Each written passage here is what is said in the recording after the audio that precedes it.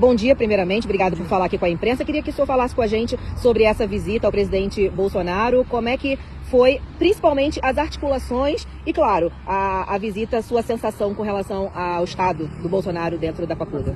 Antes de mais nada, eu vim visitar um amigo, queria conversar com ele, saber primeiramente como ele está, fisicamente, espiritualmente, né, mentalmente. Então, deu para perceber, né, que ele tem crise de soluço que intercala, né, um dia após o outro, principalmente decorrente da facada. E, obviamente, entramos em questões políticas, não somente, né, de Minas Gerais, mas de outros estados.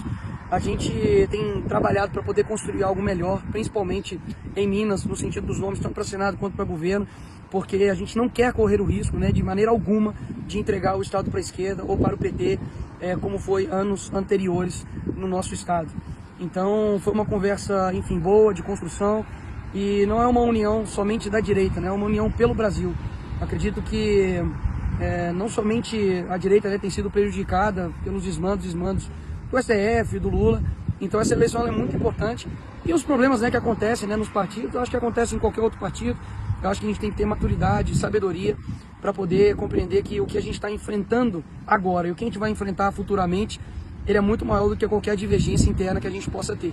Então, eu sei que tem muita coisa, né, acontecendo tanto no Senado, né, quanto para o governo, mas o meu foco aqui foi realmente, primeiro, visitá-lo como um amigo e também ouvi-lo, tomar algumas direções. Isso aí eu vou tocar nas próximas semanas agora também, dentro do partido. Deputado, vocês falaram sobre o apoio ao Flávio. Ontem o Eduardo fez algumas críticas ao senhor, falou que o senhor seria propício ao apoio ao Flávio. O senhor chegou a conversar isso com o presidente? Olha, primeiro que eu discordo que eu tenha amnésia e que a Michelle tenha amnésia. Eu me lembro muito bem de todos os anos que eu fui atacado injustamente. E diante das situações, né, que estão acontecendo, nós temos o pai dele preso, sofrendo dificuldades de saúde. Você tem as pessoas do dia 8 presas e precisando da derrubada do veto à dosimetria. Você tem o STF envolvido em diversos escândalos. Você tem o Lula literalmente fazendo de tudo para poder destruir esse país. E a prioridade é nos atacar. Então isso diz muito mais sobre ele do que a mim. E assim, bater em mim eu já estou acostumado. Já tem mais de 3 anos que eles estão aí nessa saga. Mas, sabe, deixa a Michelle viver o calvário dela. Ela, acima de tudo, é uma esposa, ela é uma mãe que tem que cuidar de uma filha, que está vindo aqui todos os dias preparando alimento para o marido dela, de 70 anos, que está preso injustamente. Então eu acho que o Eduardo não está bem. E eu realmente faço questão de não perder meu tempo com essas divergências, porque eu acredito que a gente tem um Brasil para salvar. Deputados aliados que Rodrigo Pacheco, senador, deve ser apoiado por ele para o governo de Minas Gerais. O ex-presidente Bolsonaro já tem algum nome da direita ou do PL que vocês conversaram para que vai ser apoiado por ele para a disputa no governo de Minas? O Rodrigo Pacheco é aquele cara que votou sim por impeachment da Dilma e agora está sendo o palanque do PT em Minas, só para confirmar. A gente, como eu disse, a gente está em construção ainda do nome. Mais uma vez, a gente só não quer que o Estado caia nas mãos do PT novamente. E Minas Gerais é um Estado decisivo. Mostrou-se isso em todas as eleições. Geralmente, quem ganha em Minas, ganha no país. Quem perde em Minas, perde também no país. Então, pode ter certeza que a gente não está decidindo comprar uma bicicleta, né? A gente está decidindo o futuro de um Estado e principalmente também o futuro de um país. Então, ainda há tempo para fazer essas construções. Isso foi conversado hoje aqui? Isso foi conversado hoje exatamente nessa linha. Avaliamos, né, as cartas que nós temos aí no jogo, né, o ponto positivo, o ponto negativo ali de cada um, mas realmente a gente precisa continuar essa construção. Ele me deu essa liberdade para poder construir em Minas Gerais, tanto o Senado quanto o governo, porque eu acredito que hoje, né, nós temos uma força no Estado para poder tomar algumas decisões e essas vão ser algumas decisões que serão tomadas. Existiu ali uma informação de que talvez o senhor não estivesse tão satisfeito com as decisões do PL Mineiro, podendo vir a sair do PL caso não tivesse a influência, né? Principalmente hoje que o seu nome é um dos maiores nomes da direita. Como é que ficou essa situação, principalmente depois da conversa com o ex-presidente? Eu conversei isso com o presidente, deixei bem claro que a gente precisa tomar muito cuidado já que eu sou um puxador de votos, de quem estará junto nesse time. Afinal de contas, né, a gente não quer ninguém que não esteja aliado com os nossos princípios e valores dentro, né, da nossa chapa ali em Minas Gerais, para poder, enfim, numa eventualidade puxar. Ele está ciente de tudo isso. Eu creio que as conversas que a gente está tendo, tanto com o PL estadual quanto com o nacional, a gente vai conseguir resolver essas questões. A questão de sair ou não do partido, realmente só se fosse um caso assim extremamente excepcional, de eu conversar e tentar e resolver, mas isso está longe de ser uma realidade de agora, né? Eu estou no PL, no partido do presidente, e acredito que a gente vai conseguir resolver essas situações. A sua aproximação também com o Simões foi bastante divulgada agora na internet nos últimos dias. A gente sabe que Simões declarou apoio a Zema, não seria um apoio direto a Flávio Bolsonaro. Como é que fica essa situação, uma vez que tem Flávio Bolsonaro, candidato oficial do PL, e Simões que disse que daria apoio a Zema? Então, o Simões, a gente está fazendo entregas, né, pelo país. Inclusive, eu aproveitar essa oportunidade, já que a mídia toda está aqui, né, porque alguns não divulgam, né. A gente passou em Ponte Nova, São João del Rei, Juiz de Fora. A gente anunciou ali na Zona da Mata 100 milhões, né, de investimentos, que foi um trabalho conjunto meu, juntamente, né, com o governo de estado. E, Nicolas, por que isso está sendo feito com o Simões? Porque ele praticamente é o governador. Então, não é nenhum tipo de apoio político, ou não há nenhum acordo para apoio do PL ou meu para o governo do estado. É literalmente porque a gente precisa fazer entregas. Foi algo que eu trabalhei desde o ano passado para poder conseguir. Problemas regionais muito importantes, como a construção de anel viário em ambas as cidades. A gente conseguir fazer uma reestruturação no polo industrial ali de Juiz de Fora. Então, é muito interessante como as benesses que eu tenho trazido para o estado têm menos repercussão do que simplesmente pelo fato de eu estar ao lado do atual governador, né, de Minas Gerais praticamente, porque o Zema já está em fase de transição para poder entregar o governo para ele. Então, para mim, nada mais é do que trabalho. Apoio a nome de Senado, foi discutido alguma coisa? O senhor chegou a comentar que está sendo conversado, mas tem algum nome que, de repente, Minas esteja mais alinhado ao ex-presidente do Senado? Tanto o Senado quanto o governo, eu deixei bem claro para o presidente que a gente vai construir isso. Tem tempo, a gente não pode ser precipitado em tomar decisões que vai impactar um estado tão importante igual Minas Gerais. E pode ter certeza que o outro lado lá, por exemplo, não decidiu ainda também. Né? Eles estão dizendo aí, pressionando para ser, por exemplo, o Pacheco. Tomara, né, que venha o Pacheco, vai ser mais fácil fazer campanha contra. É um cara que, por exemplo, nas últimas eleições municipais não foi nem votar, porque nas eleições de 2020 foi vaiado. Né? Ele foi vaiado enquanto votava. Então ele não foi nem votar, inclusive, no candidato dele, do partido dele, do PSD, que é o falecido Fuad Numan. Então, esse é o cara que a esquerda está querendo colocar. E se eles não escolheram ainda, é porque eles sabem que Minas Gerais realmente é uma chave muito importante. E eu também vou ter todo esse cuidado para que a gente não fale com Minas Gerais e a gente não tenha de forma alguma o PT no governo do meu estado. Agora, o seu nome enquanto legislativo. O Congresso está retomando o trabalho na semana que vem. Algumas pautas são prioritárias. A gente fala aqui, por exemplo, da escala 6x1. Tem algum posicionamento já pensado com relação a essa pauta? Olha, que deva se discutir a escala, eu não tenho dúvidas. Hoje nós temos um problema com relação à relação de trabalho de empregador e empregado. Agora, o interessante é que a esquerda ela sempre vende algo para o povo de uma maneira mentirosa. A pessoa, por exemplo, que fez esse projeto, ela errou o cálculo matemático das horas. E a escala que está lá não é escala, o fim da escala 6x1 para 5x2, por exemplo. É a escala 4x3. Ela não tinha um estudo socioeconômico do impacto disso. Como que isso vai impactar o mercado? No fim das contas, o empresário vai ter que demitir, ele vai ter que contratar outras pessoas com um salário menor. Então eu acho que a discussão ela tem que ser franca, a discussão ela tem que ser séria. Eu defendo a escala de trabalho no sentido de você ter horas trabalhadas e, óbvio, Nicolas, mas como que eu vou negociar isso com o meu patrão? Ele vai querer basicamente ali me oprimir nesse sentido. Você tem ali o Uber, por exemplo, né, que já tem uma flexibilidade maior de horários, pessoas da CLT migrando para a autonomia do Uber, por exemplo. Por quê? Por que isso acontece? E a CLT que eles tanto falam, né, que é boa, que agora, né, muitas das vezes engessa ali o trabalhador, a CLT ela foi inspirada por Mussolini, né, da Carta del Lavoro, e que faz hoje com que o empregador pague impostos gigantescos para o Estado, tenha uma condição, estrutura de vida horrível, enquanto isso muitos trabalhadores não focam para o real problema, que é um Estado que gasta mais do que pode e que está destruindo as relações de trabalho. Por quê? O trabalho não envolve somente o salário. Por que tem brasileiro que sai daqui e vai fazer uma escala 7x0 nos Estados Unidos? Por que tem gente que está saindo daqui e indo para o Paraguai, gente saindo daqui e indo para outros países? Por quê? Porque você tem as condições de trabalho em volta péssimo. Você tem um transporte público que não funciona, você tem uma pessoa que vai trabalhar e é roubada no ponto de ônibus, você tem questões em volta que atrapalham o trabalho dessa pessoa, você tem um Estado que aumenta impostos. Então, peraí, como que a pessoa vai sobreviver com um salário mínimo de R$ 1.400, sendo que o Estado tira ali, pum, na fonte, 27,5, depois eles aumentam o IOF, você tem ali o aumento da inflação, os impostos indiretos ali nos alimentos. A esquerda realmente está preocupada com o trabalhador? Então, por que gastou 85 milhões do dinheiro público no carnaval?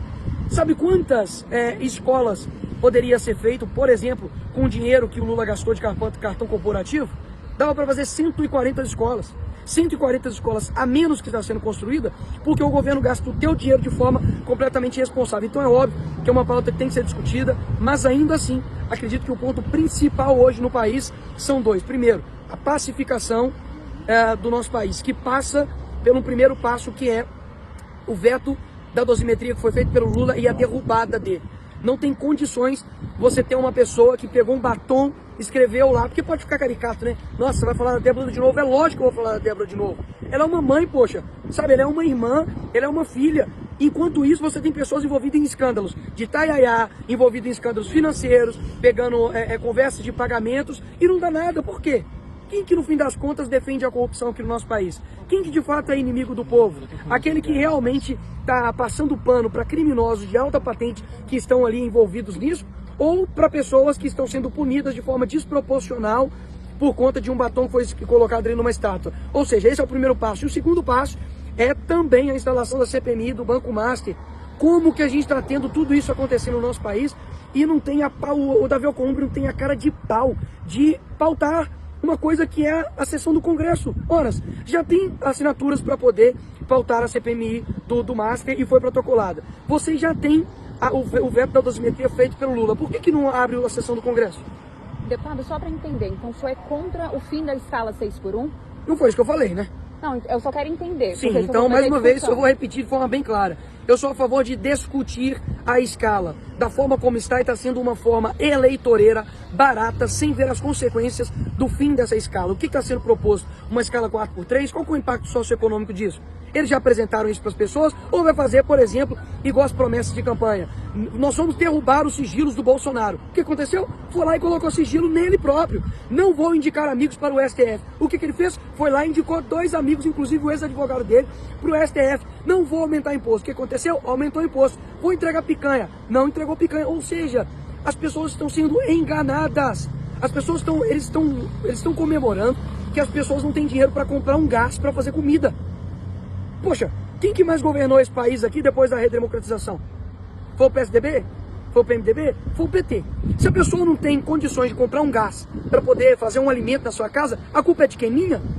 A culpa é do Bolsonaro, que governou 4 anos, durante no meio de uma pandemia? A culpa é de quem? Então, assim, que governo é esse que lança um programa para poder, primeiro, dar gás para as pessoas, mudando onde elas podem pegar, porque antigamente o dinheiro caía direto na conta da Dona Maria, do seu José, agora tem que comprar diretamente nas credenciadas do governo, que vai impactar 50 milhões de pessoas. E peraí, por que não abaixaram o imposto do gás? Porque eles querem usar as pessoas para fins eleitorais. Caramba, você aí que vai receber esse gás, pega o gás e vota no outro candidato, não vota no PT. Você pode fazer isso, sabia? Poxa, é inacreditável. É gás, é luz, tafa as pessoas desse estado miserável delas, aonde o governo do PT bota o dedo, o IDH é o menor, a criminalidade é a maior, o saneamento básico é o menor, a educação é o menor e a saúde é o menor. Então, assim, é um papel de todos nós a gente abrir os olhos das pessoas. Antigamente, a gente só tinha, e não atacando aqui ninguém específico, mas a gente só tinha, digamos, uma velha mídia que colocava a narrativa para onde ela queria. Hoje não. Com a internet, as pessoas conseguem abrir os olhos e falar, opa, isso daí é medida eleitoreira. Igual, por exemplo, o carnaval. Poxa, a Globo, cara, fez um acompanhamento do desfile sem tocar em absolutamente nada que estava envolvendo o desfile. Por que não citou que gastou 85 milhões de dinheiro público? Por que não falou que foi a Janja que escolheu o ator para poder fazer o Lula? Por que não disse que eles estavam ali, né, fazendo praticamente uma campanha antecipada? Vai eu fazer alguma coisa com dinheiro público e colocar ali Bolsonaro, botar ali o número 22, cantar ali a música do Bolsonaro, já era. É campanha antecipada, é multa. Então, assim, o que nós estamos vivendo hoje no nosso país vai bater em todo mundo. Olha o Alexandre de Moraes, indo até pra cima do cara lá da Receita Federal. Então, assim, mais uma vez, o que nós estamos vendo hoje não é uma normalidade. Precisamos pacificar esse país. Eu não tenho dúvidas que a gente precisa de união. E esse ano não é meramente uma eleição. A gente vai realmente definir gerações daqui pra frente de quem ganhar. Esse que é o meu ponto principal. Nicolas, qual a importância hoje para os brasileiros? Qual a importância hoje para os brasileiros com a abertura da CPMI do Banco Master? O que para os parlamentares da oposição, para os brasileiros, traz como sentido maior essa investigação? Olha, essa investigação ela tem que ser feita nos ritos constitucionais. Se tem votos para poder instalar a CPMI, por que o Davi Alcolumbre não instala? Então, assim, é inacreditável como as pessoas não querem fiscalizar possíveis corruptos, pessoas que estão em possíveis envolvimentos de criminalidade. Então, para abrir a CPMI do dia 8 foi bem rápido, né? Para abrir a CPMI do dia 8, e outra coisa interessante, né? Nenhum parlamentar da esquerda, do PT, do PSOL, assinou a CPMI do Banco Master. Por que não? Imagina se sou eu se não assino. Nicolas está envolvido, porque pegou lá o número da agenda telefônica do Vorcaro. Nicolas conversou com o Vorcaro e tal, né? Agora, o cara que se encontrou com o Vorcaro na agenda secreta dentro da casa dele, que foi o Lula, aí tudo bem. O cara que tem conversas de pagamentos, que é o ministro do Toffoli com o Vorcaro, aí tudo bem. O advogado do Banco Master viaja no mesmo avião que o Toffoli, pô, aí tudo bem. A mulher do cara tem um contrato de 129 milhões com o banco, pô, aí tá tudo bem. O Lewandowski tem um contrato de 6 milhões de reais com o Banco Master, aí tá tudo bem. O ex-ministro do Lula, o Manteiga, tem um contrato de 15 milhões com o Banco Master, aí tá tudo bem. Aí qual que é o foco da coisa? É o Nicolas. Vai tomar banho, bicho, vai ver se eu tô lá na esquina. Vocês não vão achar nada, nada, entendeu? Nada criminoso meu, porque eu não sou esse tipo de cara. Eles me medem com a régua deles. Pode revirar minha vida de cabeça pra baixo, não vai achar nada. E quanto mais vocês vierem pra cima da gente, mais a gente vai crescer. Por quê? Porque nós não somos igual vocês. Eu não tenho ânsia nenhuma de roubar para poder ficar comprando carro, luxo, joia, para poder ficar roubando o povo brasileiro, não. Eu tenho o meu salário, eu dou as minhas palestras para poder eu sobreviver, porque eu tomei várias multas, para falar a verdade aí, e eu não tenho um contrato com o Banco Master para poder ficar bancando a minha vida. Então, assim, vamos investigar quem realmente tem que ser investigado. Ponto final, é isso que eu quero para esse país. Veto da dosimetria tem alguma articulação por parte da oposição que já esteja definida? Olha, não tem mais o que fazer, tá tudo na mão da Davi Alcolumbre. Inclusive, eu vou trabalhar para nos próximos anos a gente reduzir o poder dos presidentes das casas. Porque não adianta, por exemplo, nós juntamos as assinaturas para poder instaurar o impeachment do ministro Alexandre de Moraes. Qual foi a declaração do Alcolumbre?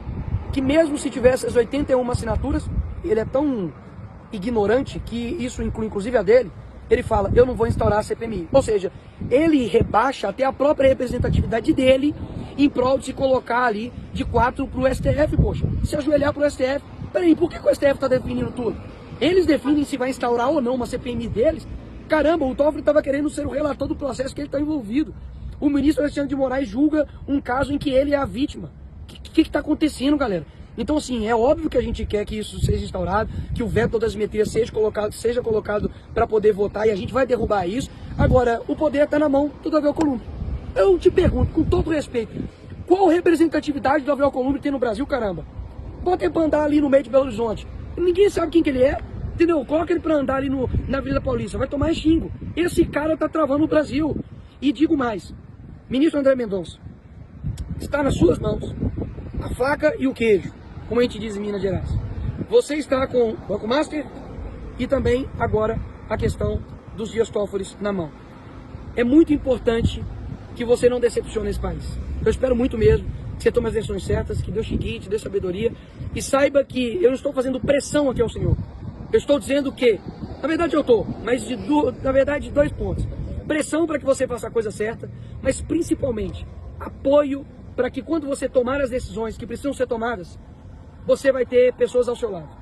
A gente precisa de homens corajosos nesse país que enfrente o mal.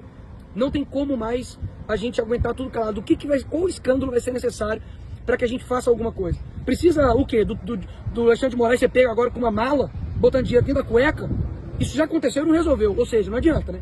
Precisa o quê? Ser pego o Alexandre de Moraes dentro de um sítio do Daniel Vulcano, não vai adiantar também, né? Porque pegou o Lula também lá no Atibaia e não aconteceu nada. Vai precisar pegar o quê? Um triplex para poder a gente ir pra rua? Isso já aconteceu e também não deu nada. Então, assim, o que mais precisa acontecer, cara? Mais uma vez, não precisa gostar de mim, bicho. Não precisa. Não foca no mensageiro, foca na mensagem, cara. Você tem um Brasil digno para hoje? Você tem realmente segurança, você tem saúde, você tem educação, você tem um país livre? Você acha mesmo que você tem um país digno daquilo que foi prometido para você? E a culpa é minha? Olha o que acontece. Eu faço uma caminhada para poder reacender o ânimo das pessoas. Poucas pessoas, você estava, Metrópolis também, poucas pessoas estavam ali acompanhando. Agora, cai um raio, todo mundo aparece. É isso que o Brasil acontece. Eu vou entregar uma emenda de 100 milhões de reais para um pessoal, né, para Minas Gerais. O pessoal me ignora, tira eu de lado e fala que só o Matheus Simões estava. Por quê? Agora, se tivesse caído um raio enquanto eu estava fazendo a emenda, aí eles falam. Não deixem as pessoas pintarem quem realmente está lutando pelo Brasil como se eu fosse o inimigo das pessoas. Pelo contrário, eu tenho mais de 100 processos. Nenhum deles por corrupção, nenhum deles por rachadinha, nenhum por lavagem de dinheiro, nenhum por ter contrato com o banco, nenhum. A única coisa que eu tenho é minha credibilidade, eu tenho a minha voz, eu tenho a minha esposa e a minha filha. Nada mais do que isso. Então, assim, é eu mesmo que sou o problema? As pessoas precisam abrir os olhos e ver que existe um problema que a letra é pequena, mas tem destruído esse país, se chama PT, esquerda. Eles têm destruído esse país, tudo que a gente tem, sabe, onde eles tocam, o toque de miras ao contrário. O Lula, onde que ele encosta ali, ele realmente tem destruído o nosso país e é uma pena que as pessoas não acordem para o que está acontecendo. Até mesmo por isso, dia 1º de março, estarei às 10 horas da manhã na Praça da Liberdade, pelo Acorda Brasil, e é fora Lula, fora Moraes e fora Toffoli, porque abaixo de cada um deles, eu vejo que os três são responsáveis pelo que nós estamos vivendo. O veto da dosimetria foi feito pelo Lula, então fora Lula. As coisas que estão acontecendo no Brasil é a responsabilidade dele, então fora Lula. O fora Moraes é pelos escândalos que estão acontecendo, que ele está envolvido, pela perseguição política, isso obviamente inclui Jair Bolsonaro e o pedido da liberdade dele, das pessoas do dia 8, então fora Moraes. O fora Toffoli, porque ele está envolvido até a cabeça em todos esses escândalos e ele precisa, não somente se for comprovado seu envolvimento criminoso, não somente ser impeachment, ele precisa ir para a cadeia, assim como o ministro Alexandre de Moraes, que ele não tenho dúvidas que cometeu crimes ao longo desse processo. Nós estaremos ali em Belo Horizonte às 10 horas da manhã na Praça da Liberdade, eu estarei lá, depois eu vou correr, não vou andar, não vou caminhar não, eu vou correr até São Paulo, a partir das 14 horas estaremos ali na Avenida Paulista para poder dizer para todos eles que nós não desistimos. Eu tenho apenas 29 anos, amigo, tem uma geração aí que tem 15, 16, 14, e vocês passarão, nós passaremos, nós ficaremos aqui, a gente vai mudar esse país, queira vocês, né, desejam isso ou não. A gente não vai deixar e largar esse país na mão deles. Nicolas, vamos uma pergunta. Como é que foi a resposta do Bolsonaro a respeito da negativa da PGR ontem com relação à prisão domiciliar dele? Ele chegou a comentar alguma coisa sobre isso? Confesso que ele não comentou a respeito disso comigo. E por fim, dizer que o presidente Bolsonaro sempre me tratou muito bem. Ele sempre me reconheceu como um homem leal a ele. Continua sendo dessa forma.